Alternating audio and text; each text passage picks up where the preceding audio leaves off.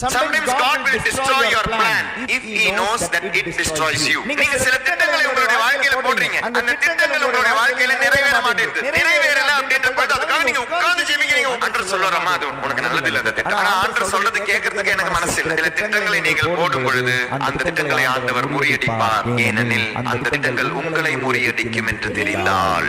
என்ன அழகான ஒரு வசனம் இல்ல? நீ போடும் திட்டங்கள் உன்னை அழிக்கும் என்று தெரிந்தால் ஆண்டவர் அந்த திட்டத்தை அழித்து விடுவார். ஆனா அதுக்கும் திட்டுவாங்க. ஆண்டவரே, நான் உட்கார்ந்து ஜெபிச்சேன், உபவாசம் ஜெபிச்சேன், இந்த காலேஜ்ல சீட் வேணும்னு ஆண்டவர் சொல்வார். நீ அந்த காலேஜ்ல போனா அடுத்த வருஷம் நீ கெட்டு போயிடுவேன்னு எனக்கு தெரியும். அதனால அந்த காலேஜ் நீ போகாத. ஆனா நீ உட்கார்ந்து இங்க ஜெபிச்சிருப்ப, ஜெபமால ஜெபிச்சிருப்ப, கையை தூக்கி ஜெபிச்சிருப்ப, எல்லாம் செஞ்சிருப்ப, திருப்பலி ஒப்பு கொடுத்திருப்ப, தேங்க்ஸ் கிவிங் மாசம் எல்லாமே செஞ்சிருப்ப. ஆனா ஆண்டவர் சொல்வாரு, தம்பி அந்த காலேஜ் போகாத, தம்பி அந்த வேலைக்கு போகாத, தம்பி அந்த பொண்ணை கல்யாணம் பண்ணாத, அந்த பையனை கல்யாணம் பண்ணாத, அது உனக்கு நல்லது இல்ல. ஆண்டவருக்கு தெரியும் ஒரு வருஷத்துக்கு பிறகு என்ன நடக்கும், 2 வருஷத்துக்கு என்ன நடக்கும், 10 வருஷத்துக்கு பிறகு என்ன நடக்கும். தெரிஞ்ச ஆண்டவர், ஞானமுள்ள ஆண்டவர், அந்த வழியில் உன்னை கொண்டு போக மாட்டார்.